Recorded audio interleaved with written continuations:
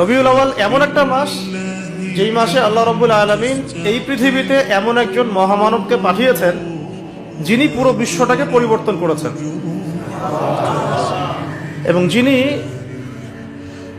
এমন একজন ব্যক্তিত্ব যার অনুসরণ করা ছাড়া আমরাও জান্নাতে যেতে পারবো না। যিনি এমন একজন ব্যক্তিত্ব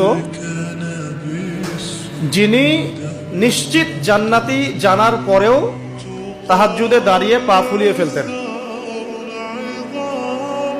যাকে আল্লাহ রাব্বুল আলামিন দোয়া কবুল হবে সার্টিফিকেট দিয়েছেন, তিনি সেই দোয়াটাকে স্টপ রেখেছেন।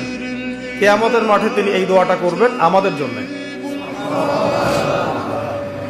এই মাসে সেই মহামানবকে এই পৃথিবীতে পাঠানো হয়েছে। আবার এই মাসেই আল্লাহ রাব্বুল আলামিন তাকে তার কাছে নিয়ে নিয়েছেন।